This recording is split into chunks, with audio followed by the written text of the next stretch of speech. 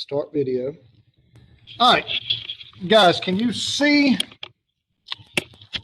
my camera? Let me see if I can get it.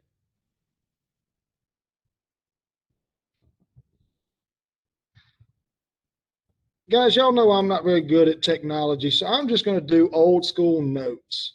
Okay. Give me a yep if you have pen and paper kind of close by and you're getting it out now, and able to take some notes. Give me a favorite color if I need to wait like 2 or 3 minutes and let you go find something. If nobody gives me a color, then I'm okay. Gage, you need 2 or 3 minutes. It is 1:21.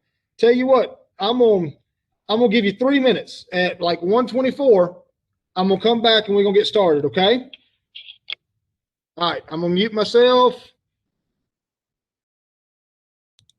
Okay. I'm back with you. You got pen and paper ready to go. Here's what I want you to do. I want you to set up your notes kind of like this, and I'm gonna give you plenty of time to take them along the way. I want you to have like 4 columns, okay? The first column is going to be Greek name. The second column is going to be Roman name. The third column is going to be domain. And the fourth column is going to be symbols, or symbol, rather. When you get your notes set up like this, give me a yep.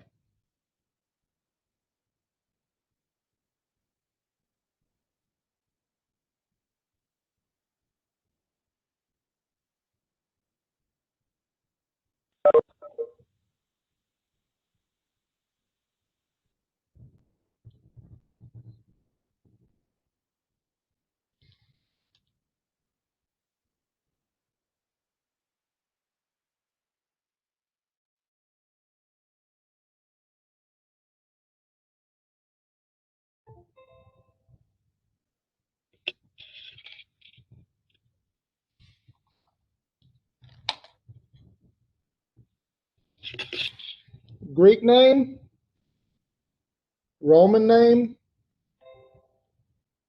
domain, symbol. Greek name, Roman name, domain, symbol. I've got 4 people that have finished. I got 5 people that have finished. I should have more. Greek name, Roman name, domain, symbol.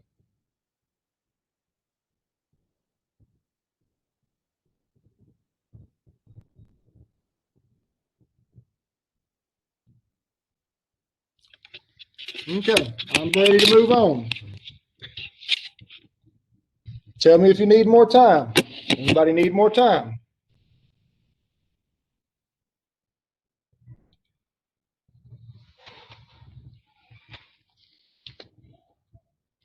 Okay, here's the deal, okay? I want you to understand a couple of things real quick. First thing, ancient Greek mythology, or Greek mythology rather, the Greek gods are basically the Roman gods. It's kind of a crossover thing. The Greek Empire was around before the Roman Empire was, but eventually Romans conquered the Greeks. And when they conquered the Greeks, both the Greeks and the Romans were very much into knowledge. They were as civilized as ancient civilizations could be. Okay. So they shared a lot of kind of similar interests and similar things. So the Romans kind of just adopted the Greek gods, but they also kind of twisted them to turn them into their own, if that makes any sense. Okay. So when we go over the Greek gods, each of the Greek gods that we're going to go over actually has a Roman counterpart, so to speak. Now, going through the PowerPoint that we started Friday, we're going to go through that again. Before we get into actually talking about each of the god or goddesses, going to give you some information about them, their Roman name, their domain, their symbol. Y'all give me like 10 seconds. I got to grab something off my podium, and I'll be right back.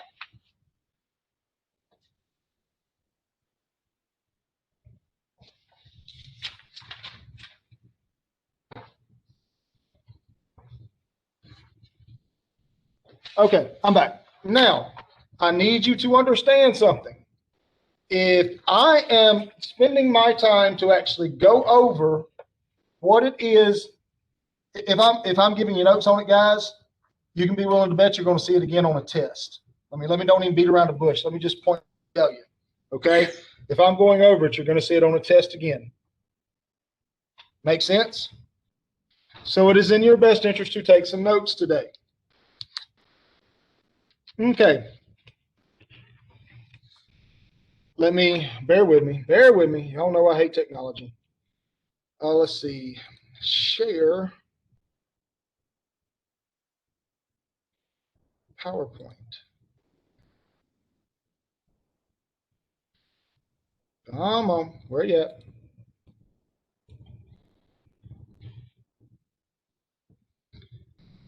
Okay. Can y'all see the PowerPoint? Okay. All right. Good deal. All right. Same one we started on the other day. Here's a picture of Zeus, right? Let me give you an example of how I want you to fill it out. If you can see my video. Got Zeus right here. Zeus's Roman name was Jupiter. Everybody see? By the way, the Roman names of the gods, that's what the ancient astronomers, when they figured out we were in a solar system and we have planets, other planets, all of the planets are named after Roman gods. So the Roman versions of these Greek gods are actually named after, or the planets are named after them, okay? Now, Zeus's domain was the sky. He was the god of the sky. That's his domain. That's what domain means. What is he or she the god or goddess of? Okay? And he has three symbols. The eagle, the lightning bolt, and the oak tree. Now, y'all can see I'm not the neatest writer. Hopefully yours are going to look better than mine. But you see what I'm doing, right? Give me a yep if you understand.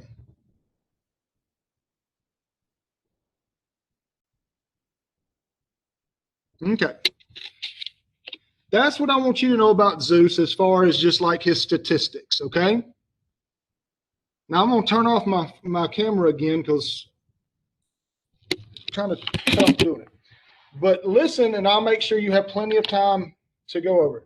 Now, we covered Zeus the other day. We talked about Zeus the other day. I'm not going to go back over him, but I wanted you to have that information. We talked about Poseidon the other day as well. Does anybody know Poseidon's Roman name? There you go, Rebecca. Nope, Gage. Nope.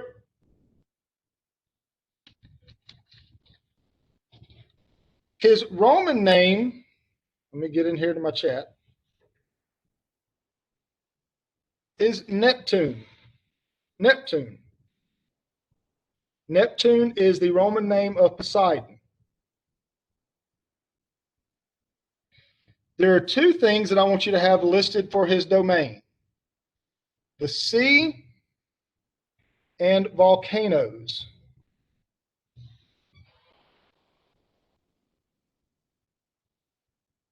He is the god of the sea and the god of volcanoes, which, living in an island nation, volcanoes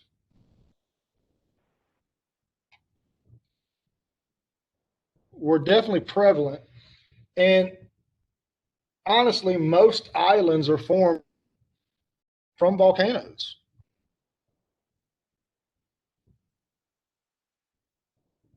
So volcanoes and the sea kind of go hand in hand. He has two symbols.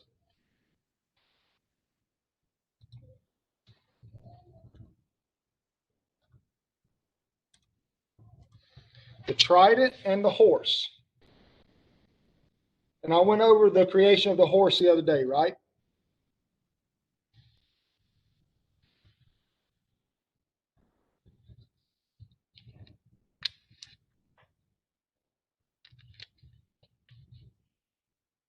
Okay. Give me a yep when you have all the information written down for these two, and then we'll start on new stuff.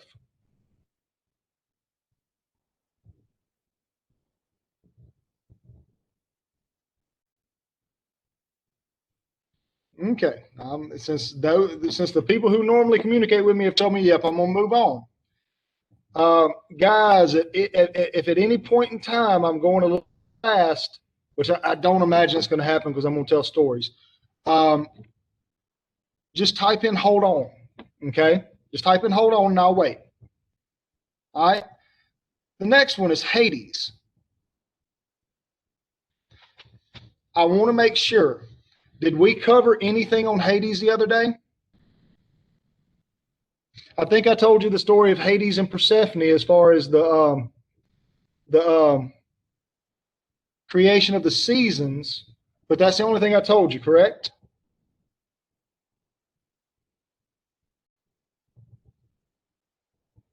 Okay. All right. His Greek name, I'm going to give you the stuff that I want you to write down first. His Greek name, Gage, is Pluto. Hades' Roman name, I'm sorry, his Roman name is Pluto. Two things I want you to know as far as his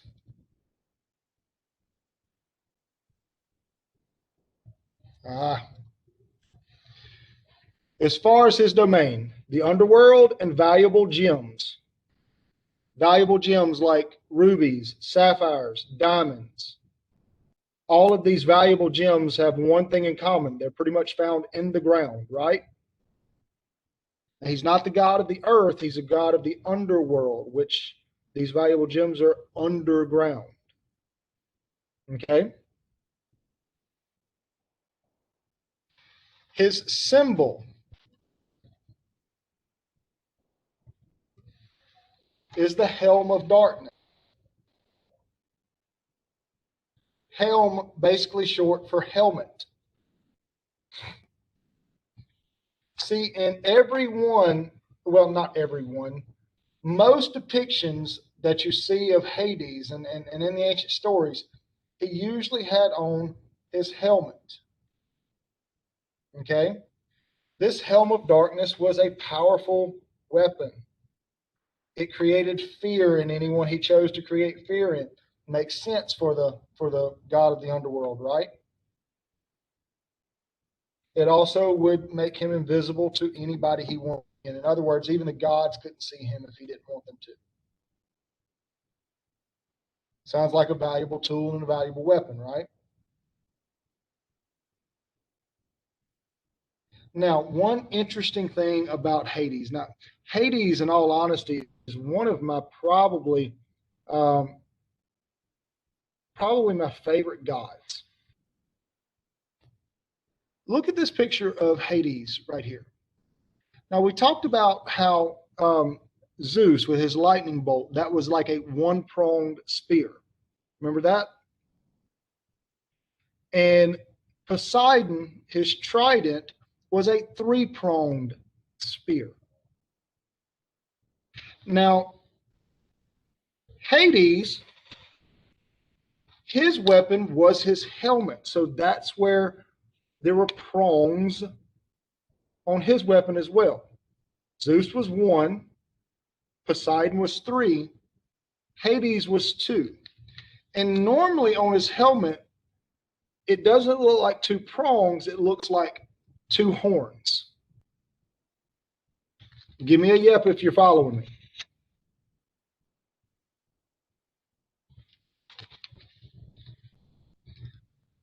Gage, do me a favor. Take it off private, put it in public for everyone, and type that same thing you just typed me.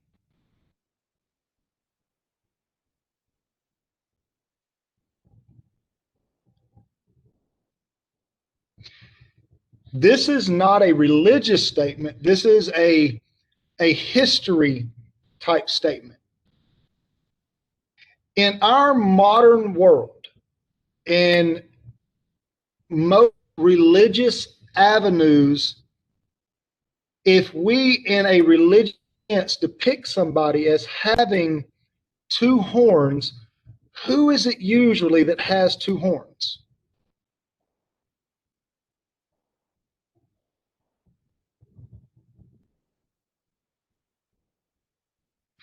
Here's what's interesting, okay?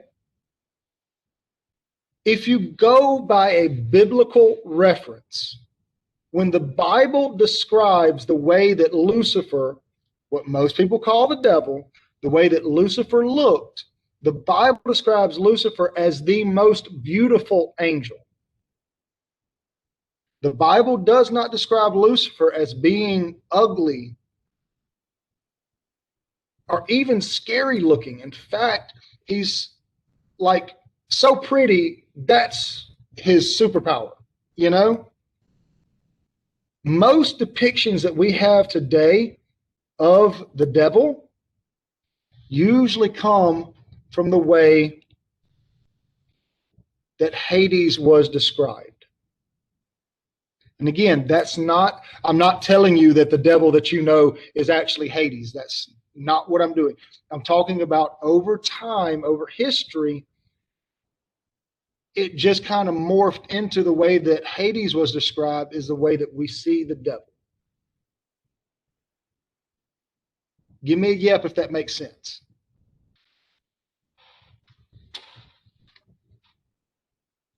I just find that interesting. Okay. Now, let's talk about Hades a little bit. One of the myths about Hades is that originally he was the most powerful of the gods. But to defeat his father Kronos, the only way that they could defeat Kronos was for Hades to give up a portion of his power to defeat him. This left him as not the most powerful, but the third most powerful god.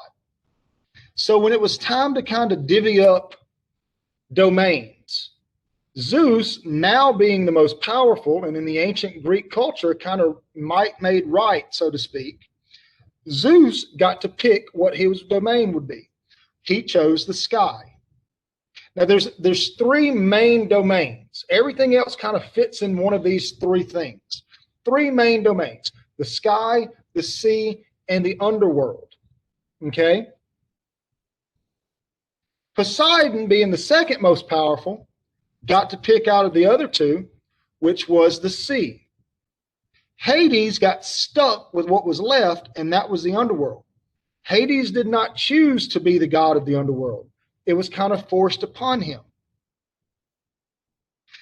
Now, none of the Greek gods were what we would call by today's standards good guys. In fact, they were all kind of pompous and arrogant, and all of them kind of thought humans were beneath them. They were very flawed. Yes, he was, Haley. Hades kind of got a bad rap, in my opinion. He kind of got a bad rap with the other gods because he was a god of the underworld, and nobody wanted to hang out with him. Nobody wanted him around. He was kind of because he hung out with dead people all day. He was basically a living representation of death. And nobody really wants to be around the representation of death. The most powerful gods in Greek mythology lived on Mount Olympus. They were considered the Olympian gods. There were 12 of them. They were kind of the ruling body over all of the Greek gods. Okay? Zeus was the forefront. He was the king of the gods, or the ruler of the gods. But all of the people that we're going over right now, they are Olympian gods. In fact, that's who we're going over, with one exception, and that's Hades. Hades was never allowed to be an Olympian god. They didn't want him. They wouldn't accept him. they did not allow him to live on Mount Olympus. He was by far the most powerful god that did not live on Mount Olympus. Mount Olympus was a city in the sky. In a lot of ways, it's almost how we would categorize heaven. It's where the gods lived. It was beautiful. It was perfect. It was paradise. Mortals weren't allowed there. Neither was Hades. Hades was, here's the analogy I've kind of used all day long. It was like a group of popular kids that didn't really want the goth kid around. And I know that's kind of crude, but does it make sense?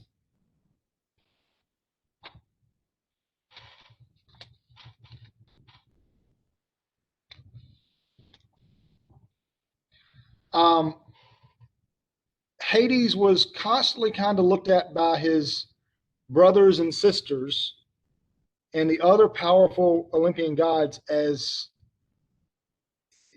again, they just thought he was weird and they didn't want him around. Okay? My opinion, he was very misunderstood. And again, he's one of my favorite gods. He actually is pretty neat to me. Okay? Anyway, you see this three-headed dog here. That was a pet named Cerberus or Cerberus. I think that's how you spell it. I could be wrong. Cerberus was the keeper of the gateway to the underworld. To get to the underworld, you had to be dead. Only one or two stories actually showed where people that were still alive in ancient Greece actually made it into the underworld.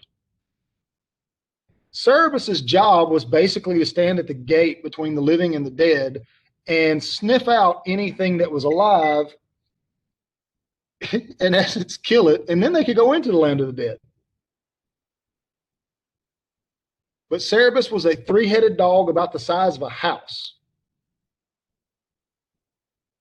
Y'all have probably heard of Cerberus and seen Cerberus, and if you've ever watched Percy Jackson, you've definitely seen and heard of Cerberus.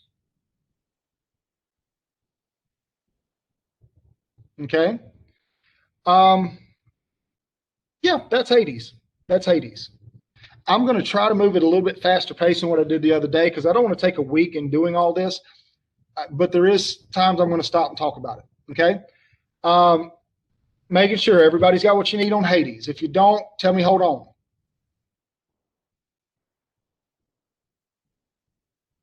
All right, go. Now we come to Hera. Hera, kind of, Michaela, kind of. Hera is Zeus's wife. She's also Zeus's sister. She's one of the 6 kids.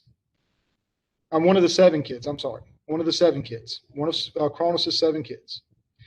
Now, Hera is like the wicked stepmother of Greek mythology. Here's the way I've kind of described Hera all day long to my other classes. Can you picture,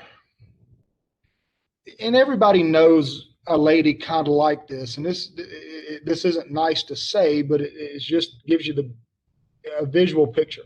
Can you picture that lady that she just kind of is stuck up and she thinks she's better than you, and she always looks down her nose at you. Every time she leaves the house, her hair is never out of place.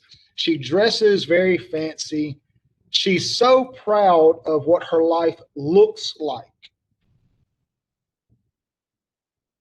That's Hera. Now, let me get to what I want you to have written down. Her Greek name is Hera. Her Roman name is Juno.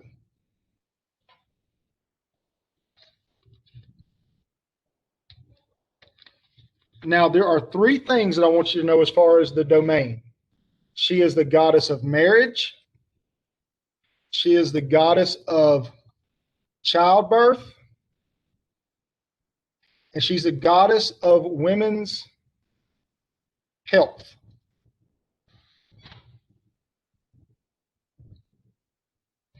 And these are all kind of ironic. And that's what we're going to talk about with Hera in just a second. Now her symbol, now looking at the pictures, can anybody guess what her symbol is?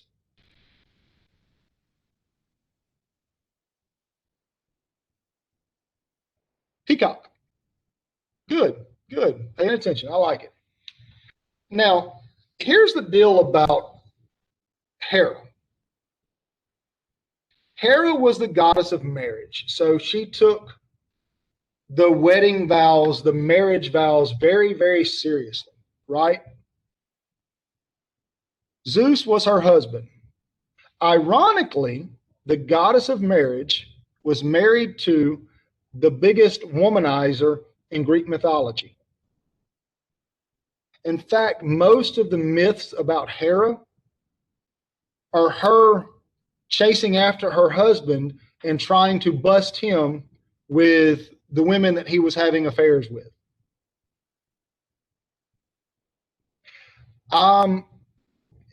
Zerika, they were. Now here's something that I need you to kind of understand. The ancient Greeks, the human beings, they didn't look at this the way the gods did. I mean, they weren't like falling in love with their brothers and sisters and intermarrying and all that kind of nasty, gross stuff. Humans weren't. But gods didn't follow the same rules. You see a lot of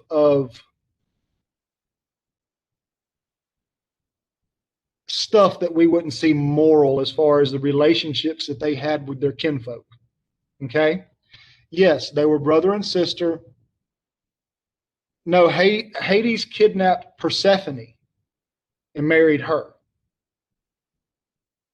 Hades kidnapped his niece, Persephone.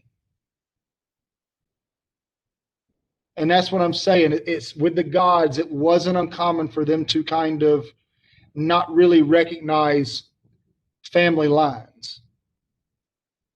Okay? All right, so Hera married to Zeus, and she's like the prototypical jealous wife. Most stories surrounding Hera were her tracking down Zeus's love interests and then making their life miserable. Okay? Zeus was the most powerful god. Hera couldn't do anything to him, but the women that Zeus was attracted to, she made their lives miserable. Now, again, the women that Zeus had affairs with, some of them knew he was Zeus. Most of them didn't. Zeus would either trick them, manipulate them, and on the rare occasion force them into these relationships with him. And Zeus wasn't necessarily interested in like ongoing affairs. He was interested in one night stands, I guess. Give me a yep if that makes sense.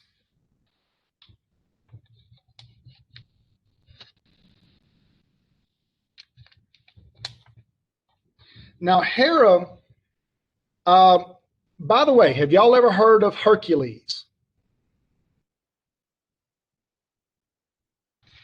Hercules is his Roman name. His Greek name was Heracles.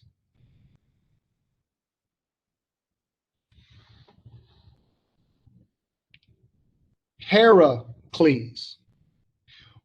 The story behind Heracles is this. Zeus had a relationship with Hercules' mother, with Heracles' mother. The mother did not know that her relationship was with Zeus.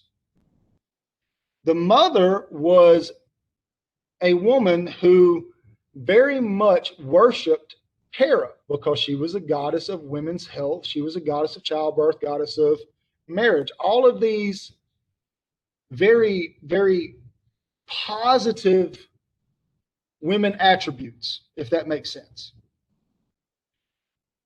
To honor her patron god, when she had her child, she named her child after the goddess Hera. This was like a slap in the face to Hera. Here is the child of her husband being named after her.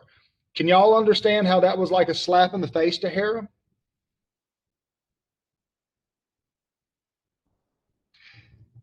So Hera hated, absolutely hated Heracles. Which was kind of weird because Zeus, who had all kind of children, especially demigod children, half human, half god, Hercules was one of Zeus's favorite children. He loved his son Heracles. Okay? Heracles grows up. Now, Heracles was not near as like good and as pure as what he's made out to be in, like, the Disney movie. He had his faults and his flaws as well.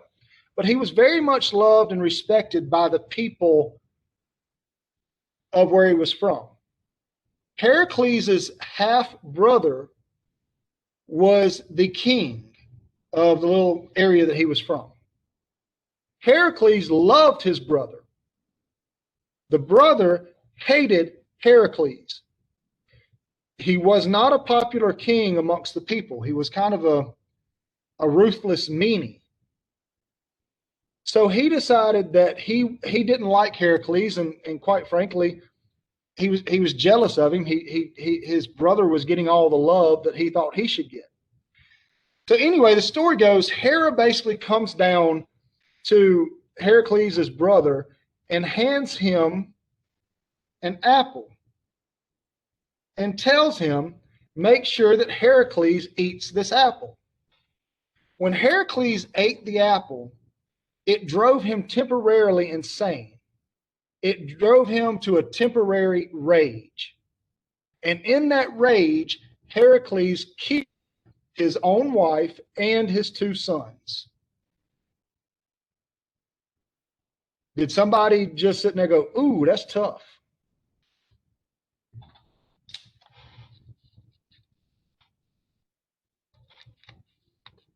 All right, give me a yep if you're still with me.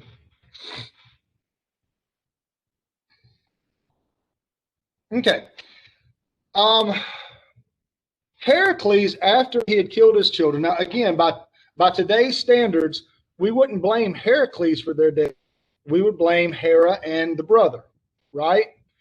But in the ancient Greek world, because it was Heracles' hand that killed them, he was the one that was guilty. So he had to pay a penance. And the person who gave him the penance to pay was his brother. Kind of ironic, right? So that's where the 12 labors of Heracles came in, or the 12 labors of Hercules. Have any of y'all ever heard of the 12 labors?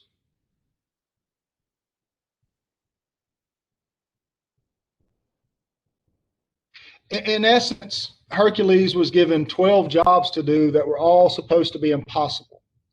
And each one was basically designed to kill Heracles. They wanted him dead. Now, Zeus had forbidden Hera to kill him herself. And she had no choice but to listen because Zeus was all powerful. Okay? So she basically got the brother to do the dirty work. I won't go into what the 12 labors were, but each one of them were supposed to be impossible, and each one of them was supposed to kill Heracles. And every time he was given a new labor, he figured out a way to make it happen. Like killing the Nemean lion, killing the silver stag, killing killing Cerberus. All of these were things that killing the Hydra, the 7-headed dragon. If you cut off one head, 2 more grows back. All of these were labors that he had to do. Okay, and he completed all of them.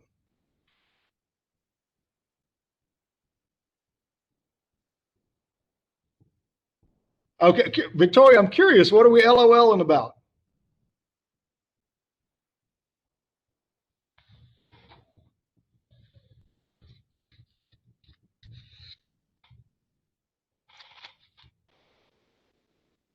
Anyway, I'll go on.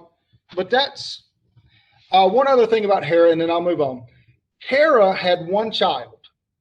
Now, you would think that the goddess of marriage and the goddess of childbirth and really kind of the goddess of so many family type things, that she would cherish her one child, right?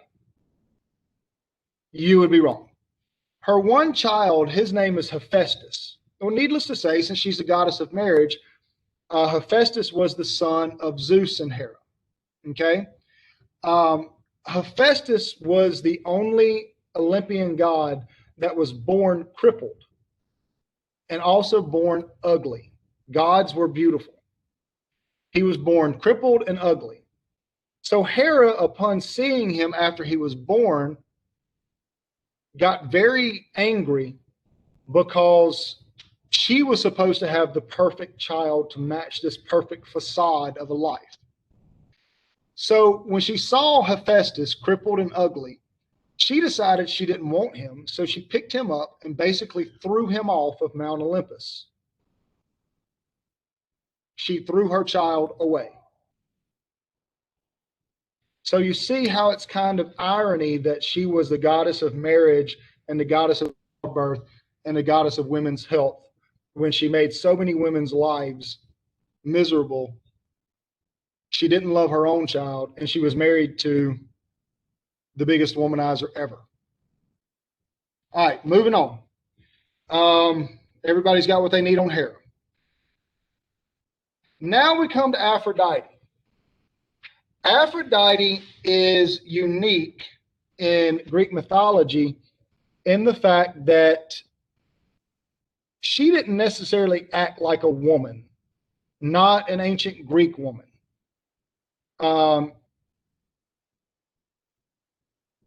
Aphrodite kind of got around like a man. Aphrodite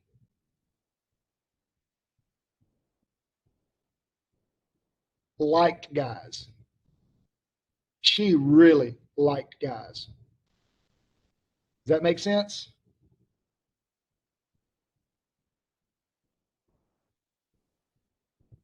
In this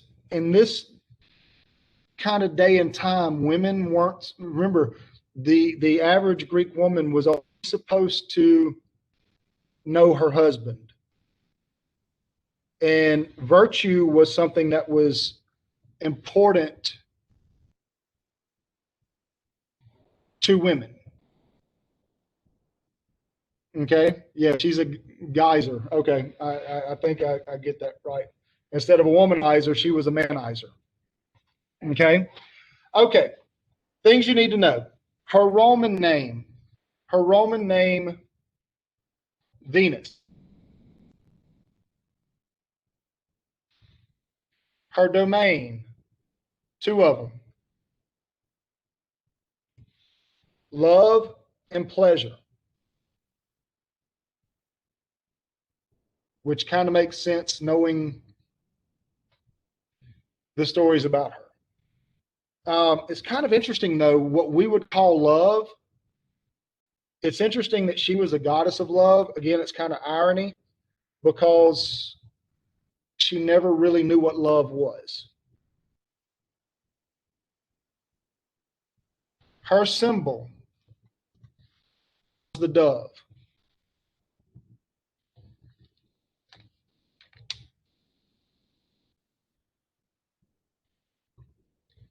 She was widely considered to be the most beautiful goddess.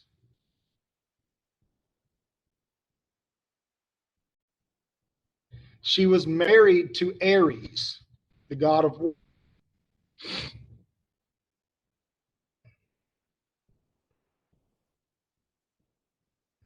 No, golly, take that back. Whoop, take that back. She was married to Hephaestus, the ugly cripple guy. That was who she was married to, but she kept having an ongoing kind of affair with Ares, the god of war. If you've ever read the Percy Jackson books, I think that one of the things that Rick Riordan does really well is kind of explain that kind of dynamic between the 3 of them. because Hephaestus, kind of like his mother Hera, was constantly chasing after his wife to punish the men that she was interested in. And that included the god Ares, the god of war. Okay? One story about Aphrodite that I think is important. Have any of y'all ever heard of the Greek-Trojan War? Or the Trojan horse?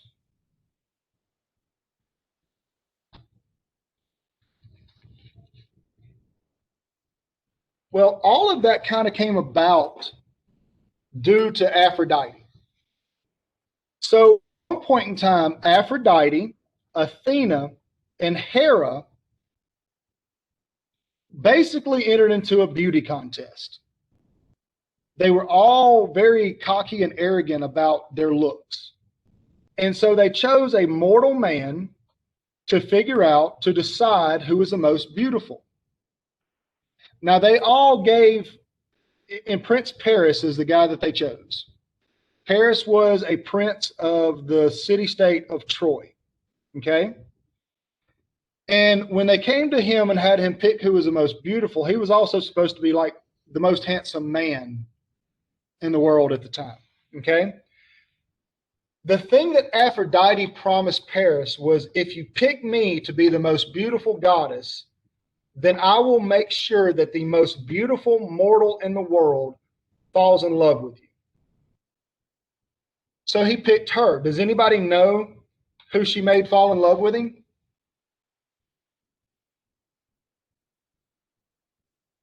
Not Medusa. Helen of Troy. Good job, Rebecca. Helen of Troy. Helen was not originally of Troy. Helen is, in Greek mythology, considered the most beautiful woman ever. The most beautiful mortal woman. Her beauty is attributed with launching 1,000 ships, and that all goes to the Greek-Trojan War. Here's the synopsis of it real quick. The problem with them making Helen fall in love with Paris was that Helen was already married. She was married to King Menelaus.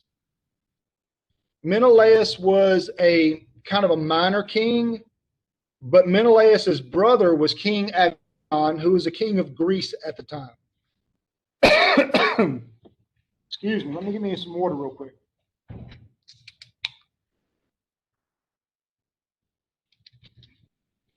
So here's the story. Menelaus had the king of Troy, Priam, not Prius. Prius is a car. King Priam invited him basically to his castle to have a party. So King Priam and his two sons, Hector and Paris, came to King Menelaus's castle. They had like a long party, right? During this time, the most beautiful woman in the world, Helen, King Menelaus's wife, fell for Prince Paris. Because she was the most beautiful woman in the world, Paris fell for her as well. So after the party is over, and King Priam and his two sons and all of the people that they brought with them get back on their ship to go back to Troy, they get halfway to Troy, and then they find out that Paris snuck Helen on board to bring Helen back with him to be his wife. Now you can imagine how ticked off Menelaus was. You came to my house and you stole my wife. Menelaus goes to his brother Agamemnon, who's the king of Greece, and says, I want to go to war. I want Paris's head on a silver platter, so to speak. King Agamemnon, who had been just looking for a reason to go to war with Troy because it was, a place that he could conquer, jumped on it. So he decided that all of Greece would go to war with Troy. So 1,000 ships sailed for Troy to make war on Troy. Now, Troy, once you came off the beach, when you landed in Troy, the city of Troy actually had like this impenetrable wall. No army had ever been able to penetrate the walls of Troy. The war raged on for like 10 years. and the Greeks were never able to get through the walls of Troy. Now, a lot of stuff happened in that 10 years, and I'm not worried about right now. But anyway, 10 years they fight the battle, the Greek-Trojan War. The gods took sides. A lot of gods favored Troy. A lot of gods favored Greece. Que sera, sera. Okay? Eventually, one of the gods who favored Troy, and I honestly don't remember which one it was, pretty much put a plague inside of the Greek army. So like half of their soldiers just died right there on the beach where they were kind of stationed at. Okay? So the rest of the Greek army got in their boats and they left and acted like they were going home, like they'd given up. So the Troy people, after 10 years of war, you can imagine how much they were relieved and excited, and they were ready to throw a party because they beat the Greek army. Before the Greek army left, a guy by the name of,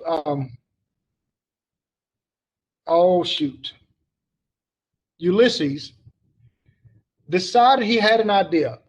They took some of the ships, broke them up into like lumber, and built this giant wooden horse that was hollow inside. And they left it on the beach as a tribute to the gods to basically say, please let us live, take this plague away from us. Don't let us die. What the Trojans didn't know was that it was hollow, and like 50 Greek soldiers were hiding inside of it. So the Trojans, seeing that they had won and seeing this horse left out there, knew it was like a sacrifice to the gods or a tribute to the gods. So they didn't want to leave it out there on the beach. They decided to bring it inside, open the gates and bring it inside to their city. And then they just let it sit there. And then they commenced to partying. And in the middle of the night, after all of the Trojan warriors and all of the people of Troy were basically passed out drunk, the men, the Greek soldiers that were hiding inside of the horse, basically come out. And they didn't find really any resistance because all of the soldiers were passed out drunk.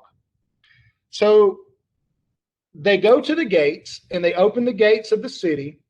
And all of the Greek soldiers that they thought had left had really just on the corner and hid.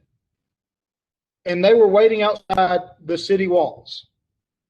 So in the middle of the night, the whole Greek army is able to break through the walls because the gates open. They come in, and it's basically a massacre because everybody that they were fighting was basically passed out drunk. And that's how the Greeks won the Greek-Trojan War. It's all kind of brought on by Aphrodite by making Helen fall in love with Paris. And you're right, Haley, it was very smart. Ulysses was credited as being very smart. In fact, if you've ever heard of the Odyssey is basically the story of Ulysses from the time that they defeated Troy and him trying to get back home. Anyway, y'all will have to read the Odyssey in 9th grade, if I'm not mistaken. Okay. All right, so that's Aphrodite. Give me a yep if you're ready to move on.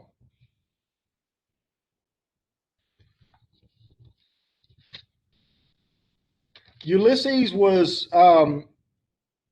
good with words. I don't know if he was necessarily considered a poet. He was also, he's an interesting guy, but that's another story because I could go on and on about him as well. All right, the next one, Athena. All right, information that I want you to know. Athena's Roman name was Minerva. Now, Athena is the one main Greek god who really didn't get any love from the Roman people. They kind of forgot about Athena. And I'll get to that in just a second as the reason why. Her domain, she was the goddess of two things: wisdom and war strategy, which wisdom and war strategy would kind of go hand in hand, right? Her symbol is the owl. Again, as far as birds go, it's supposed to be the wise bird. Several times throughout history, the owl has been kind of portrayed as being wise. Oh my goodness, it's 2:14. Guys, I'm going to go ahead and end it there. We'll pick up with Athena tomorrow. Do me a favor, if you've been listening and kind of joining in with the chat, do it privately. Don't do it to everyone because I don't want to put you on the spot. But tell me, are you enjoying this? Just put it private. Yes or no? Are you enjoying this?